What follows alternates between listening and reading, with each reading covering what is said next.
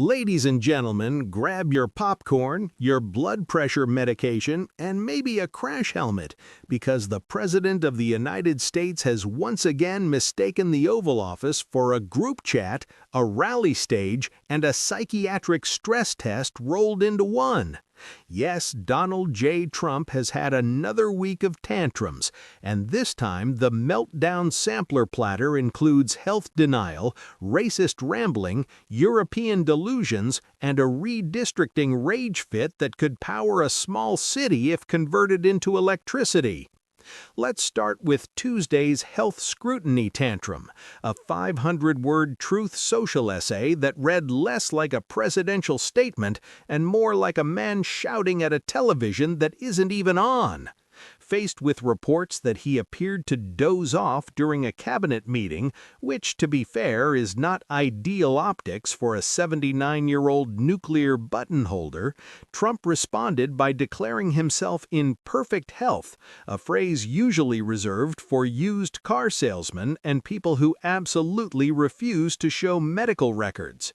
Instead of releasing proof, he unleashed a verbal flamethrower at journalists, Democrats, and reality itself, calling critics fake news losers, while spiraling into threats that had even his own allies quietly wondering if the caps lock key should be confiscated.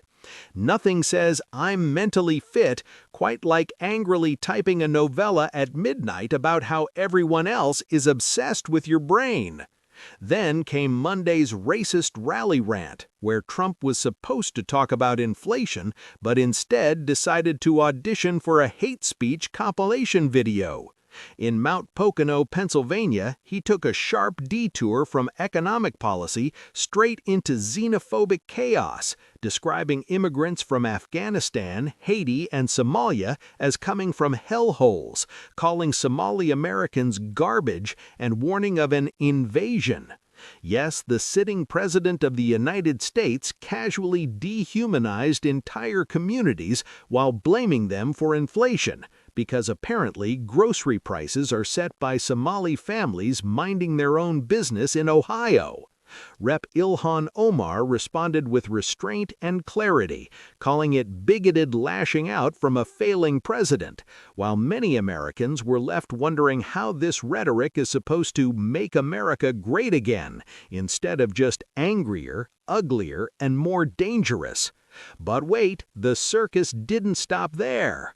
On Thursday, Trump unveiled what might be his most ambitious fantasy yet: President of Europe. Standing behind the White House podium, he confidently claimed that European leaders are begging him to take over their continent because the EU is a disaster. Germany and France, according to Trump, are basically on their knees, asking him to save them. European officials responded with the kind of silence usually reserved for someone who has clearly wandered into the wrong room. One user on X summed it up perfectly: Europe wouldn't even let him manage a public toilet. And honestly, that might be generous. The idea that the EU, a bureaucratic labyrinth that eats prime ministers for breakfast, wants Trump as its savior is less geopolitics and more late-night conspiracy podcast energy. Then came Wednesday's redistricting rage, when Indiana Republicans dared to tell Trump no, a word he continues to treat as unconstitutional.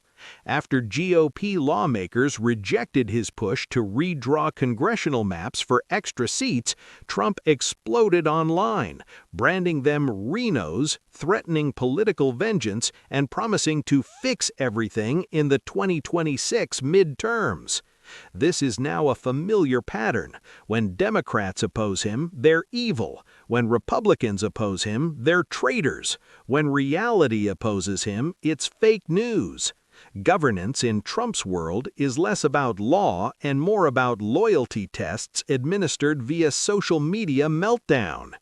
Taken together, these episodes paint a picture that's becoming harder to ignore: a president whose impulse control appears to be melting faster than his patience, whose online activity resembles an all-night doom scroll spiral, and whose insults are exploding in volume, frequency, and sheer incoherence.